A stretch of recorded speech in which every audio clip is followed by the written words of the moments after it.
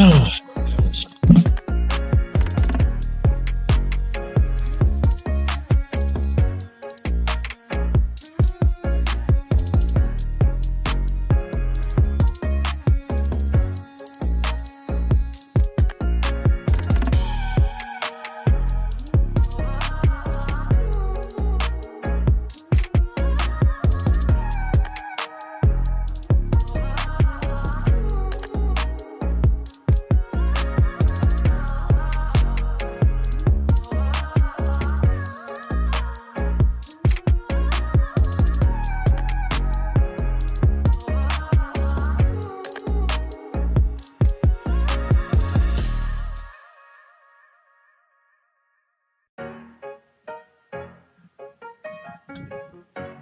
Oh yeah.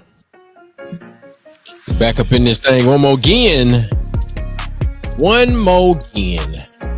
So I appreciate y'all for tuning in, tapping in, checking in. This is another episode of Nightcap Knowledge.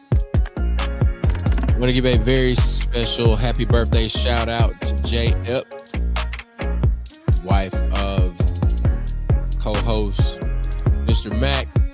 They are celebrating this evening. Just want to say a very, very happy birthday to Jamaris Epps and anyone else out there that is celebrating your birthday. Happy birthday. We got a very special guest tonight. He will be celebrating a birthday in a few days. I guess more than a few, several. Well, ladies and gentlemen, the hot seat is here. The new recurring episode of Nightcap Knowledge. We'll be discussing the week's most talked about topics. Well, let's get into it. Ladies and gentlemen, it's Nightcap Knowledge.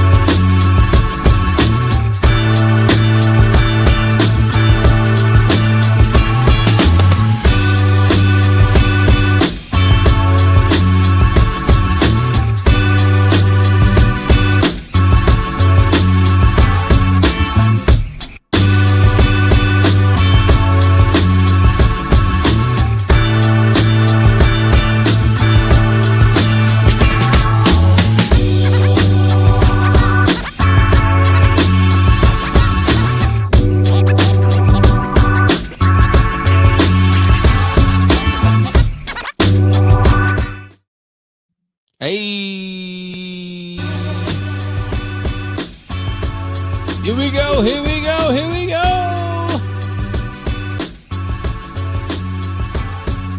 One time for your mind, two time for your drinks. I ain't got no drinks. Caffeine and alcohol free for 2 weeks now. Well, except for this weekend.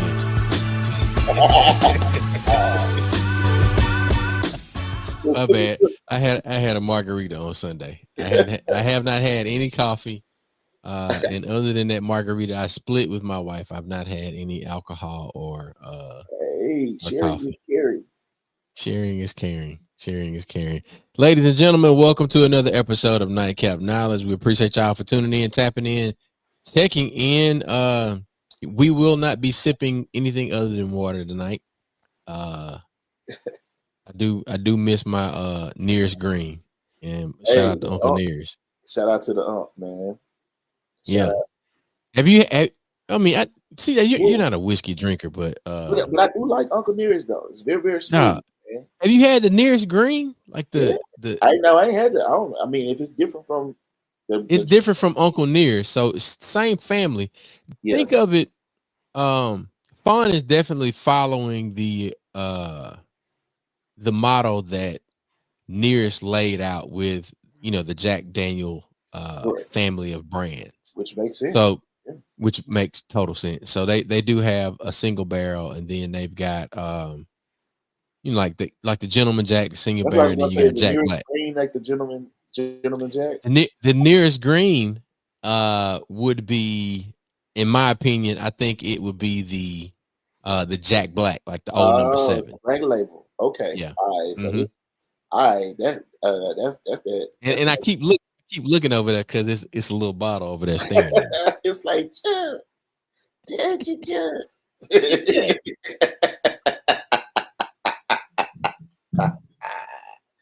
Oh. Hey, Oh, yeah.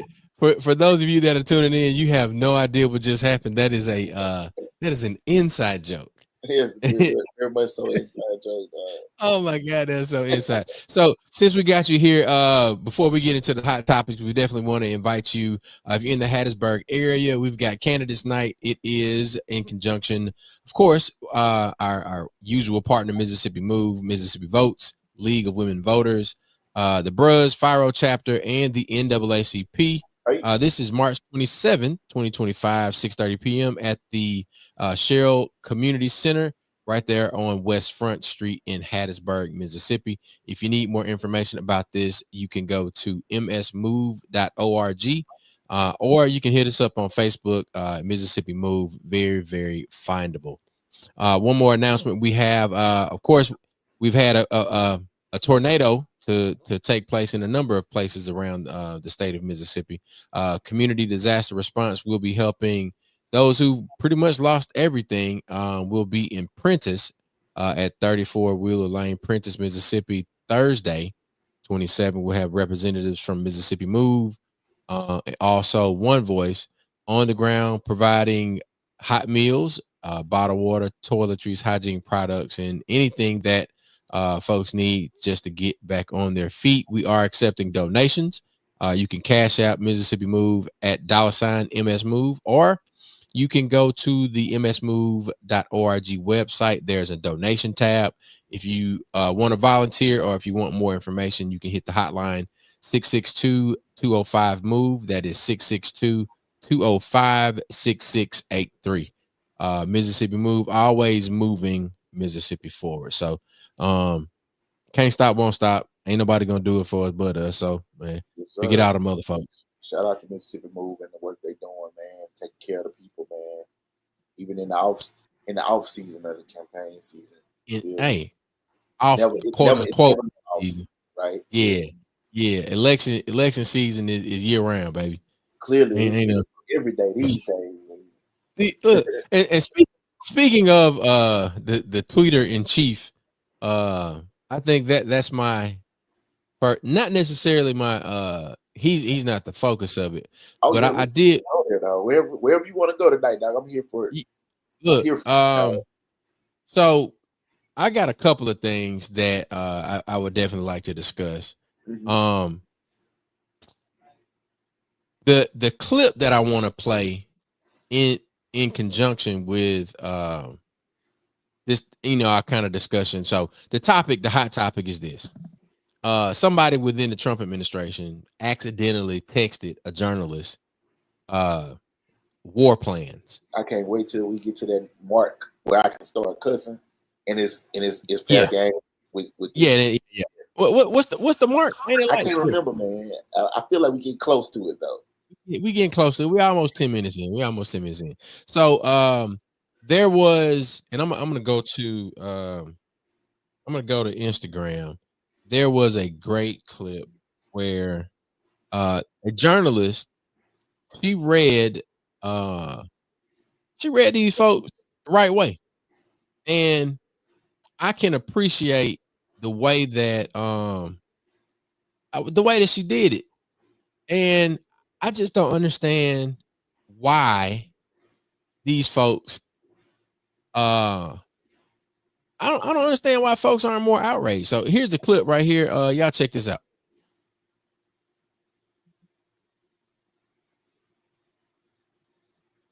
CJ, is that playing through I don't see StreamYard? it. Yeah, I don't see it on my side. Hold up. View tab on StreamYard. Okay, Goldberg, here we who go. did the responsible Add the thing stage. by Can you hear not that? reporting out everything that he heard on this or read on the signal chat. When this happened, I actually talked to some I'm gonna friends start who it worked over in right quick. I'm Intel gonna during start the it over. Yeah, man. You know, This There we is go. ridiculous. It's not only a national embarrassment. This is a national emergency, John. And I just feel like anybody who has the temerity to come on air and try to defend this, Scott, you just said that they're apologetic or that they've admitted some sort of wrongdoing. We just heard the defense secretary deny this whole thing and instead choose to attack Jeffrey Goldberg, who did the responsible thing by not reporting out everything that he heard on this or read on this signal chat. When this happened, I actually talked to some friends who worked in Intel during the Obama administration and the Biden administration. And I asked, how do you normally communicate about something like this? And there's a skiff that you have to have the highest security level to participate in these conversations. You go in a room where there's no electronic devices allowed. There are no windows. It's taken very seriously. And this is what happens when you have a man whose first job in government was as president of the United States, who's politically inept, who employs people who are politically inept. There's nothing funny about this. We're putting our people who serve this country at danger, and we're asking people to believe nonsense. And this is a travesty. Do we think President Xi of China is tweeting or texting about his national security plans? Do we think Vladimir Zelensky is texting about his plans? Do we think President Vladimir Putin is spoon feeding Russian talking points to American diplomats even on Signal? This is a thing that people use to talk to their side pieces, something Pete Hegseth would certainly know about. This is something that people use to talk about March Madness. It is a crisis that we need to take very seriously. Not present this as though these are two opposing political points of view. This is a serious issue that we need to take seriously. As a patriot, Scott, I find it really troubling because they ran on this whole idea of this pseudo-patriotism, this regressive masculine patriotism, yet everything they're doing runs against making America great. Well, it was never great, so I'm not going to say the again part, but making America great. You're trying to defend the indefensible. I absolutely feel that way. I absolutely feel that way. And I think if you had the history that my people had in this country, that you might have a modicum of understanding and respect for that. America was never great for me. I think when we talk later about why the Democratic Party is so unpopular, I'm not here to represent the Democrats. I'm here representing me, and I think it is a common understanding that America may have been great for you. It was not great for me. I think there are people who want her to fulfill that promise. But the point of this discussion right now is the national security of this country, which your party put at risk. I'm not a member of the Democratic Party. I'm not here to represent them. But for me as a journalist, I'm telling you, this was a huge problem. So instead of attacking Jeffrey Goldberg, what they could do is act like men and own this mistake, since they ran on this regressive masculinity campaign, act like men and say, you know what, we failed. But instead, what you heard was this president yet again lie and say, oh, I don't know anything about it. Soon enough, it's going to be, I don't know this Hegseth guy that well. It's a consistent party of lies with this guy. And it's disturbing that there are so many people willing to defend this instead of saying, yes. Bruh. Dog, so she's absolutely right. Absolutely on point, first and foremost, dog. Right. He goof ass. I was waiting to say he goof ass motherfucker, dog. I was just waiting for it. Hey, we're 13 minutes in. Go ahead. We talking about the same dudes who in 2016, when Trump was elected, ran on the Hillary's emails platform, pretty much. Bruh. They were so crazy. I don't even know what the hell her email said. All I know is that the National Secretary of Defense, the Secretary of Defense for the United States of America, is in a group chat. Group chat. And is texting, sending the homies links like we be sending each other Instagram inspiration, dog. But he's sending it for something that they are about to do. They are about to launch an assault on another country, on a country of people, and the line on which they are texting this. I know Signal is supposed to be secure in a sense, and this is not a Signal issue. This is a y'all don't know who in the damn room with you type of issue. Right. And isn't it true that they added the person to the group? The person that they added was the editor-in-chief for the Atlantic. The Atlantic. So like this is a national media outlet in the room as you're doing this, and like the purposes in adding them is not for transparency, it's because you a fuck up. You know what I mean? And when we talk about things like they love to harp on DEI and say that they love to harp on diversity, equity, and inclusion, and say that they're removing that and replacing it with meritocracy. But the thing that we have to fully understand about Pete Hegseth and a lot of these mediocre white men that are in these positions of power now and making these decisions is that they are mediocre to a great extent, and many of them were not at the pinnacle of their careers or the cream of the crop as it relates upon their appointment. Right. As it relates to their fields when it comes to their appointment. Pete Hegseth was a pundit on Fox News at the time that he was appointed as the Secretary of Defense, and he was one of the loudest speakers on Hillary's emails. By the way, there's clips of it that you can go and find. A private email server for the record. Pete Hegseth, Marco Rubio, all of these individuals were loud about these emails. Obviously, and Trump was loud about Hillary's emails, and yet now you have a faux pas of the highest order, where America is partaking in and also acknowledging and also further discussing their involvement with the launch of an assault on I believe it. I'm not sure if it was Yemen or it was Yemen. So it was United States was bombing what is it, Houthi? Yeah. Houthi targets across Yemen. Yeah. That's it. Yemen, yeah. Right. So I mean, and that is very much so in conjunction with what the assault that Israel is launching on the Palestinian people along the Gaza Strip right now. And so these are things that we very much have to be mindful of because the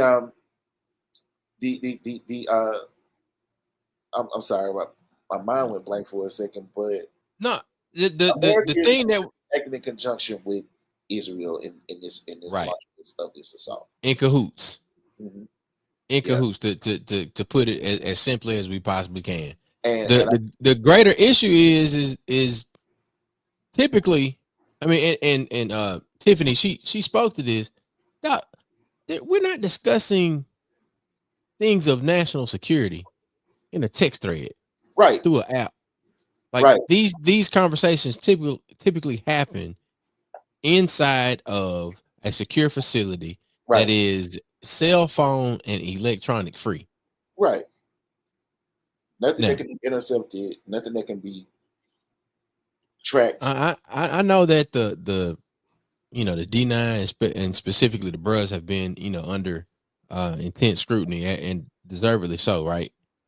But you know, like I know, when the chapter meeting is called to order, or when a ritual will be performed, like when you're going through a ceremony of sorts, ain't no phones. Yes, I mean it's a matter of the highest order, and as it relates to how we proceed at that point in time, and it's just let's further simplify it on church on Sunday, right? Yeah. Typically, grandparents leave their phone in the car so that they can be fully in tune and focused on the message that is being delivered. On Sunday. Now we've got some grandparents that don't know how to turn their phones off, and they bring them in church, and everybody looks at them like, we ain't supposed to be doing that. We ain't supposed to be doing it. They got the Facebook Live. They got the Facebook. The media ministry is back there with the Facebook Live. We don't need your phone in here. Right.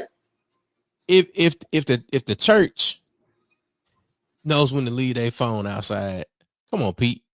No, but T, think about this, dog. They're sending emojis to each other about war, about bombing another country, bombing other people. These are humans. Right. These are humans. And in Birmingham, Yemen is simply trying to stand up for people who don't really have the power or the resources to be able to stand up for themselves at this point.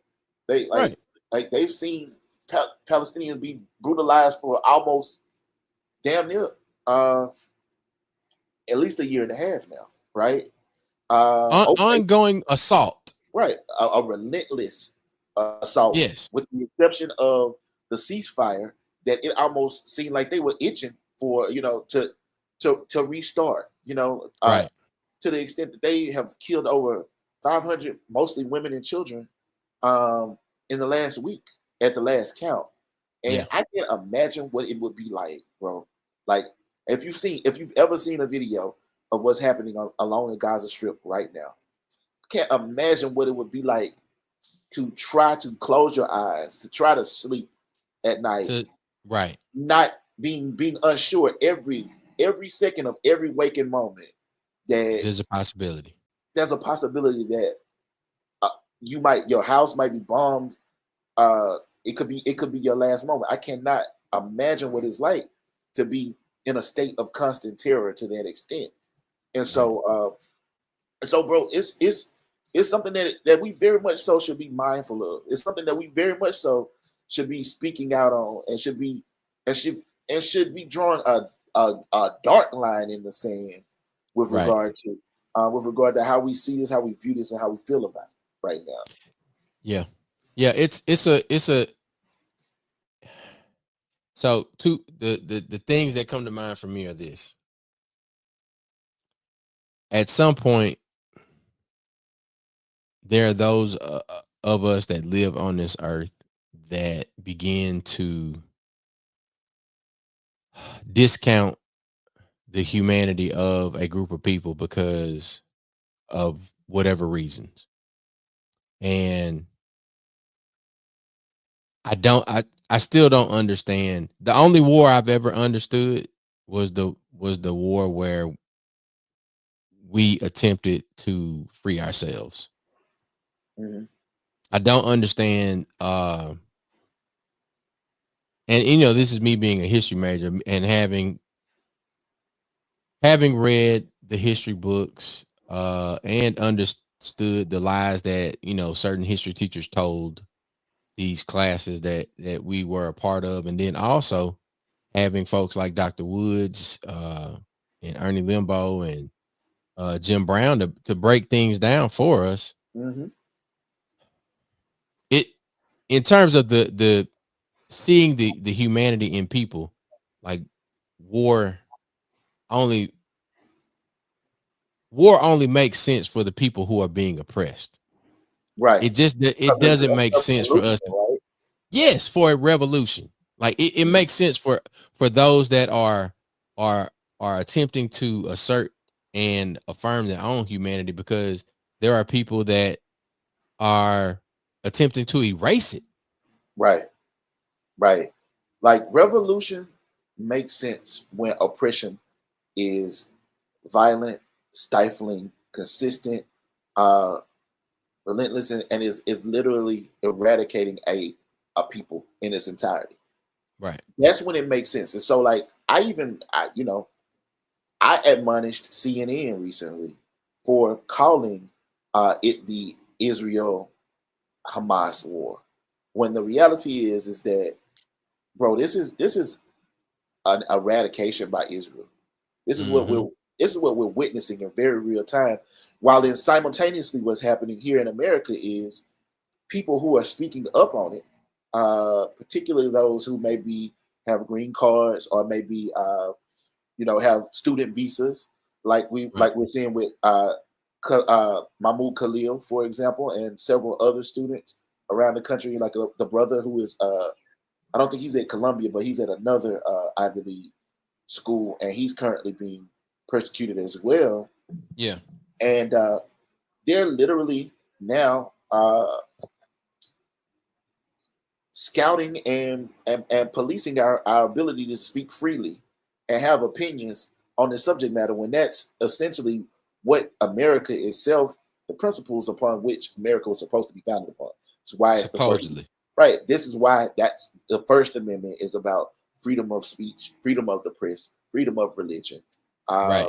Essentially, it was because that was what they felt they didn't have in under the monarchy, England, right? And even though we have, I don't think that we as Black folks have ever had any expectation that the Constitution was for us, or that we, I don't think we hold it in the regard or revere it in the way that that many conservatives have often purported to do, quote unquote patriots, right? Because it's often been utilized to continuously oppress us, to continuously call us 3/5 of a human being, to continuously find ways to not let us be the thing outside of the 13th, 14th, and so on amendments that began to finally include us in the consideration of the process. But with that being said, they are supposed to be the ones that hold this thing to the highest letter, and now they're just throwing it out the window from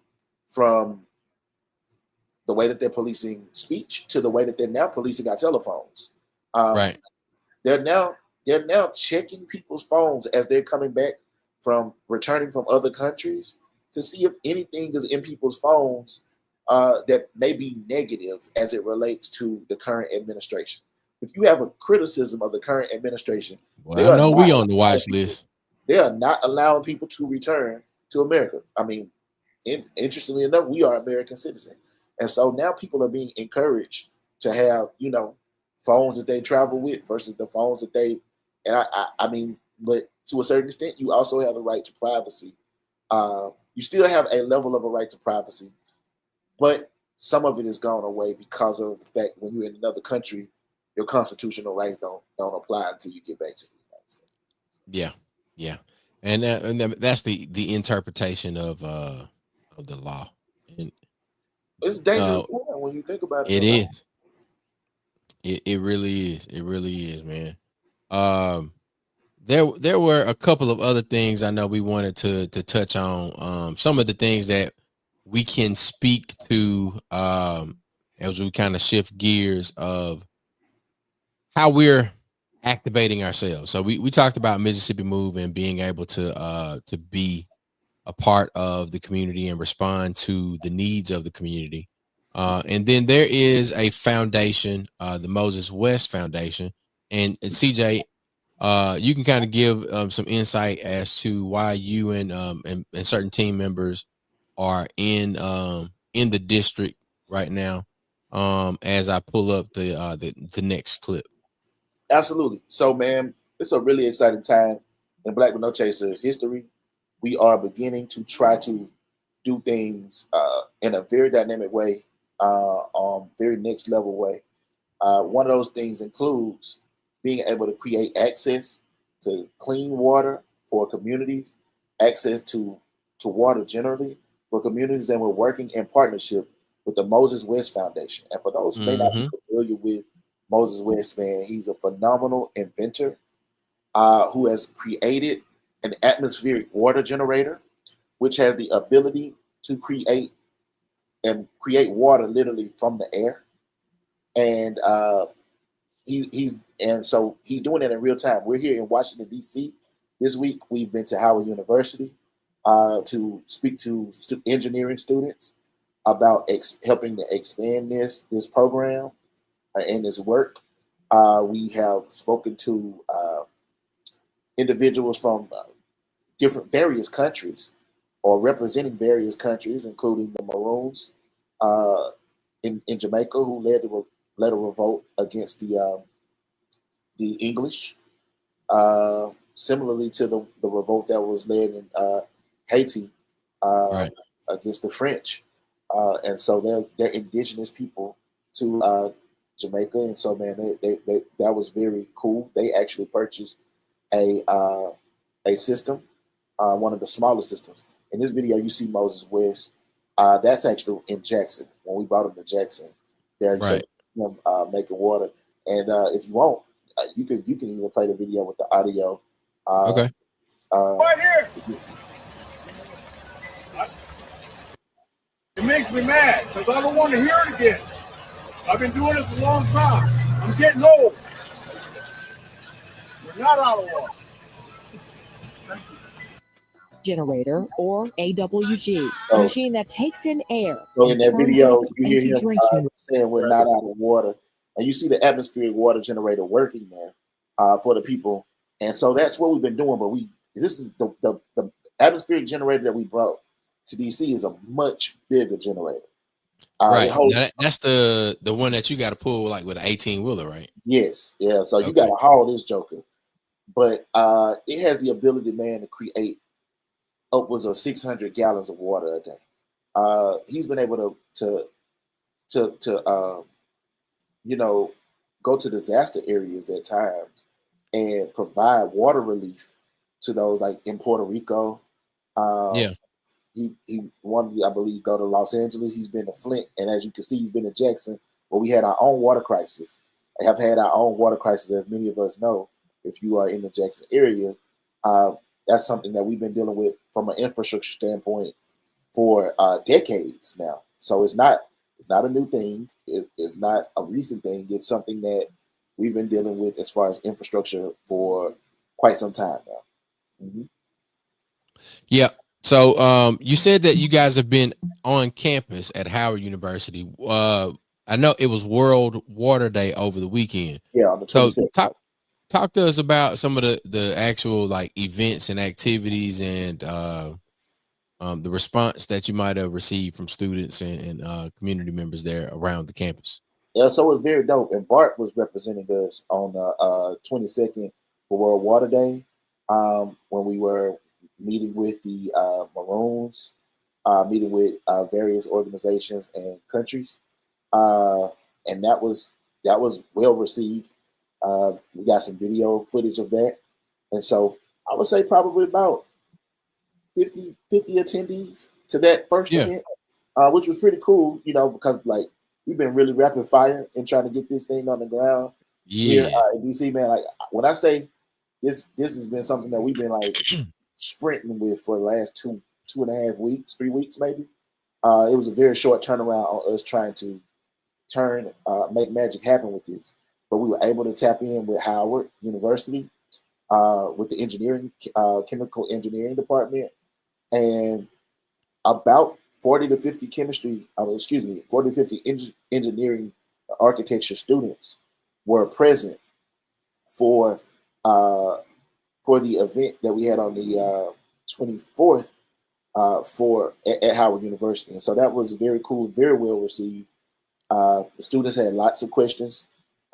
Professors were in attendance. We wanted to be able to bring the atmospheric water generator on campus, but some of our schools sometimes be having a lot of bureaucracy involved in it. And I think that may be something that we have to like demystify for them. Because you tell our schools, hey, we're gonna bring the atmospheric water generator on campus and it's gonna be Moses with, and they'd be like, oh, we're gonna look into that. Like, well, no, we gotta do it today because it's here now. Like, it's not a look into type of situation. It's either we do it today or we're not gonna be able to do it type thing. And so I think that that's one of the reasons why we're going on this tour is to educate people around it, bro. Is because people even think when they see the water going on the ground that you're wasting the water because you're not catching it all. Not understanding that water came from the air. It's just the air. It's literally water. The air from the water is air. Excuse me. Water comes in 3 different forms, right? As it could be water vapor too, but I ain't talking about water vapor. I'm talking about water in its liquid state, water in its solid state, which is ice, and water in its gas state, which is essentially the vapor that you can't see, but that you can pull from the air and turn into water. Right. There is moisture in the air. Dog, regardless of how humid it is or how dry it is. I tasted the water for the first time today. I tasted the water today. Really? Dog, I poured out a bottle of Smart Water to put this water in it. Dog, I love Smart Water. Yeah. I was just sipping on some Smart Water.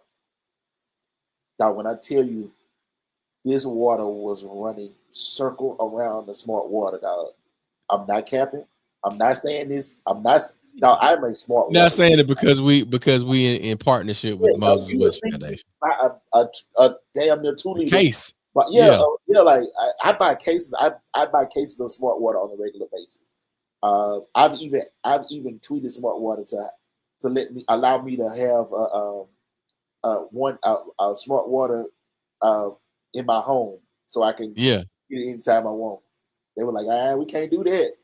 No, Shada, we can't front with you.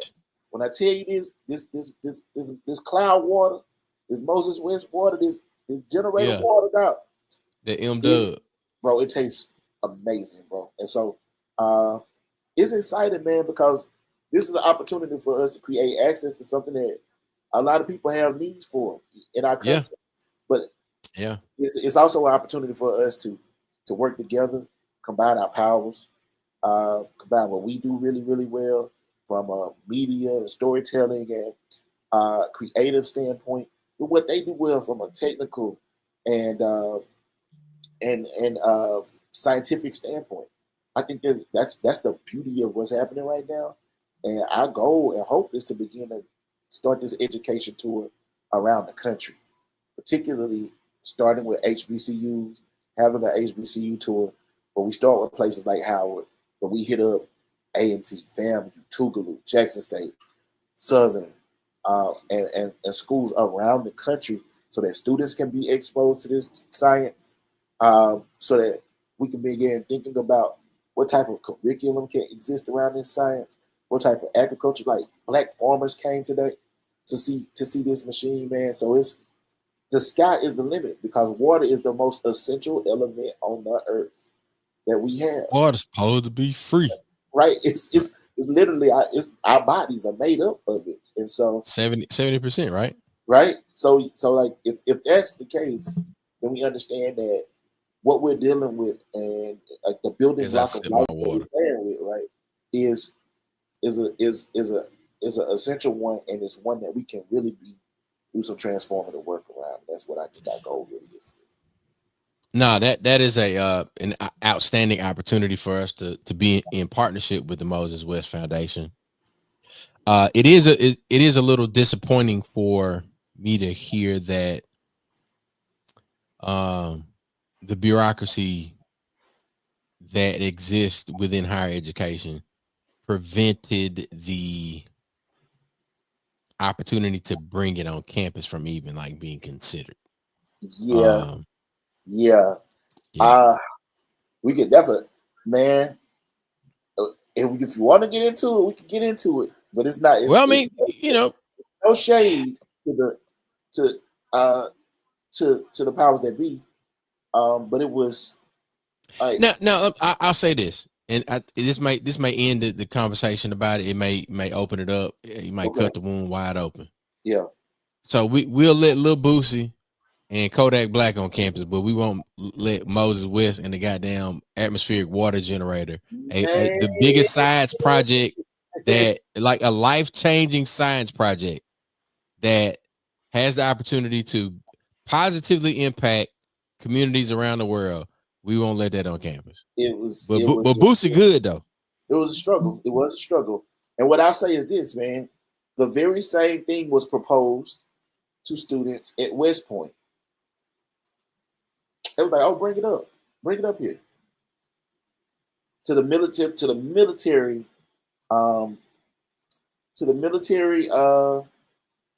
academy campus, right? Dog. Yeah, like it's like West Point. And they were like, all right, cool, bring it. Bet. So you got put it in the signal chat. Right. So you got the students at West Point, like they're gonna experience this thing up close and personally because they didn't have a problem with agreeing to it coming on campus. And our students didn't necessarily get to experience it at the HBCU that way because some things that had to be sifted through. And again, that's not a knock on us. I just think that we're in a moment in time where we have to seize opportunities. And I think this is yes, where we are with things. It's like, hey, especially when it's us that's trying to bring the opportunities to us. right. Like it's us doing it, bro. Like and I think that if the opportunity, if someone had taken the time to become more familiar with the work that had been done and what Right. exactly was being offered to the students in that moment, I think it probably would have went differently. Right? And that's what I felt like it was. It's maybe somebody was not quite, you know, did not quite maybe know exactly the extent of what was being proposed. I get it, and I appreciate you or extending grace to the administrators that are were in the decision making capacity or role for this particular opportunity. The staff was with it. They was ready to Yeah, roll. The staff was with it. So it was yeah. definitely more of a, you know. So what else are y'all doing between now and your departure? So tomorrow we will be at a conference, and I think the list of events is on our page. I believe I might not have posted it yet, but if not, I'll be sure to get that to you. But Okay. tomorrow's event is event called the SGA event in Washington D.C. I forget what SGA stands for, but it's gonna be a sustainability conference. Uh, uh, Smart Growth America is the event that is gonna be tomorrow, Okay. and it's gonna be around. It's gonna be the Equity Summit, uh, building forward, uh, building forward Equity Summit, where Moses is gonna be speaking tomorrow. And that's going to be going on for the next 2 days, 26th and the 27th. And so, yeah, we're excited about that. It's going to be about improving communities and sustainability for improving communities around issues like climate change and resilience uh, and creating healthy communities. And so that's what we're going to be tapping into. And we're going to eventually be partnering with Moses West Foundation around some of those issues ourselves as we expand the work that we're doing in the community as well. And so Yeah. that's going to be something that we announce really, really soon. Yeah, I'm looking forward to us making those announcements. I'm looking forward to the continued partnership with the Moses West Foundation, uh, continuing the HBCU tour. I know that we've got a lot of announcements that we are holding close to the chest, as Yeah. Hegseth should have done with Bruh, like I mean, dog, like how stupid you gotta be though, dog. Like hey man. it's like we living in some wild ass times, dog. Like And the thing is, I must point out that a lot of these things are being done as a distraction from what you really should be paying attention to. well, And what I mean by that is, yes, that you should provide some level of attention to, something as serious as this. But there are a number of things that are being deployed and enacted. Like it's so much. Like it's all propaganda, but right. they're doing a number of things so that you will become disenchanted with paying attention to the things that are happening, Shock and and awe. you're gonna tune out, and then next thing you know, the economy's gonna be in the hole, and you're like, well, I don't care who in there. Because we just let them do it. Like it is to overwhelm you. If it feels overwhelming, that is because the intent is to It's done overwhelm. by design. They Yeah. are doing things right now. Like they are attacking civil rights. They are, all of the cases that were DOJ was investigating around that were civil rights cases. They are no longer investigating those cases. They are Yep. Dismantling the Department of Education. They are doing that, and the NAACP just filed a lawsuit against the administration because of because of this.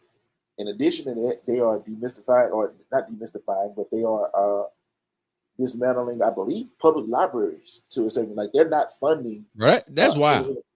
Right. So schools like Johns Hopkins, and they're gonna have to lay off 2,000 employees because an $800 million funding or grant is no longer going to be available to Johns Hopkins. Pastor Jamal Bryant, he said something that was actually very, very relevant, which is like he was like, I feel bad for these schools for losing their $800 million grant, but I also am mindful that the HBCUs, the Tougaloo's, the Jackson States ain't never seen that type of money before. So for Johns Hopkins to lose it and still be able to function is substantially different. Like if you talking about, if you gave 8 HBCUs $100 million, it would still be significantly more than what many of the HBCUs have ever had the opportunity to catch at one point in time. So and so like it's multiple institutions like those that have, you know, it is life-changing money for an institution to be able to have a lump sum donation or a pot of money to operate from over a fiscal period like that. Mm-hmm. That's real. Sabir says Elon Musk is trying to privatize power sources because AI has such huge power consumption. Yeah. It has a huge power consumption. It has a huge environmental impact when it comes to water, like the amount of water that's required, which is another thing that we are in discussions with. You know, I don't know if I can get too deep on that, but I mean, that's other ways we're thinking about how to innovate with that. What we were previously discussing. And you see how he did that? You see how he did that? Like he said a little bit. And so no, I think Sabir, you're right on the money. Like you're seeing what's happening in Memphis and in the black areas of Memphis. You know, Memphis is a distinctively black city, much like a Jackson but it is some of the areas that are the blackest areas. That's where he's building his power grids, and you're seeing health concerns go up there, where he's taking over there. You're seeing lots of issues happen, and there was a sister on TikTok, I think it was, that spoke about it, and she did a really good job of breaking down and framing exactly what's at issue there. So, yeah, man, it's a really, really dismissive time in America from the standpoint of, I think that they are absolutely trying to frustrate us. I think they want black people to respond differently than how we, in a lot of ways, been responding. And I don't think we're not responding because we don't care. We care about us. We care about the world. But at some point, I think we're at a stage where the world's got to show us that it cares about itself too. And so we're going to step back and see if you can, you know, we've been the training wheels a long time, trying to keep the bike standing, you know, trying to keep it in the road. And I don't think we are hands off now. I think we're just catching our breaths. We are we're embracing joy. We're finding new ways to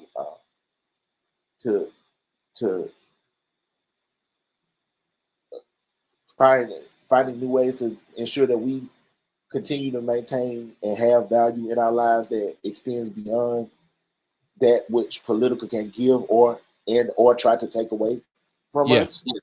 And so I think we're in a protective state right now. But I love the way that we are beginning to embrace and hold on to our power. They talk about trying to allow segregation to come into, I think it was government contracts now, or federal contracts. Yeah, it was federal contracts. Yeah, and I don't think any of us. I think a great many of us are not shaken by that, because I mean, I think it seems to me that they will have believe that we have more expectations of them than we actually have of them. Do you understand what I'm saying? Like I think I do. I don't really try to rationalize or speak to their hearts, children. Oh no, yeah, I don't think there are. I believe that there are those of us that feel as if their neighbors are still looking and wanting and waiting for government to do something for them. Mm-hmm. I think I I believe that there are a lot of folks out there that are of the same or of the similar mindset that I got to get together with my people so that we can do what we need to do for our people, and Yeah, that's how we've been operating. yeah. Um, I mean, that's an important way to operate, dog. Like, I think we're trying to take care of us. Like, we're doing our triage for us right now. You know what I mean? exactly, And making exactly. sure we are okay, and that we are independent, not codependent. And I think that's an important step for us. I feel I care about everything that's going on. I care about the mass deportations that I'm seeing that's happening Right. to Hispanic people. I see a lot of Haitians getting deported, Middle Eastern, Asian, uh, Africans. I feel angry at the fact Yeah. that migrants are being targeted, but also people that are legally documented here that are being targeted and shipped off to these facilities. And you probably don't remember this, but one of our past episodes of Nightcap Knowledge, I was telling you they're going to start making this stuff into content, and that's what they did recently. Like when they sent these men and women to El Salvador prison, they literally they were filming these people getting pulled off the planes in 4K quality, dog, 8K quality with jump Yeah. cut clips. And I Yeah. was like, well, Yeah. they're gonna start making this into content to try to that's gonna be their propaganda machine. Right. Yeah. Yeah. I think you shared in our text thread, you shared one of the links to that. And I'm like, man, this is horrendous. Like you're making a production out of an assault on somebody's humanity. Yeah, it's terrible, man. They got people in Guantanamo Bay. Yeah. And like what we don't realize, what a lot of people don't realize is this is very much starting off like how the Holocaust started off, which is another reason why, to me, people should be up in arms. One about what's happening here, but what's Yeah. also about what's happening in Palestine, because that's not us being critical of what's happening here or what's happening in Palestine as it relates to Israel's relentless bombing of Palestinian people and saying that it's a war with a terror group, when in reality the people who are actually dying as a result of this that's are citizens, children, women, uh, innocent people for the most part who have had Yeah. nothing to do with any of this stuff. Uh, the thing that we're seeing, bro, is that ain't anti-Semitism, bro. We don't. I'm not critical of Israel because I have hate for anybody's beliefs or anything of that nature. I'm At critical of work, they tell you that a critique is being offered so that we can make you a better employee. right. I'm critical, right? Critical of Israel as a government, critical of Israel Right. as a state, and critical of Israel as a bully. So this ain't anti-Semitism. This is anti-bullying Yeah. that we are speaking out against. And I Anti think that, bad stuff.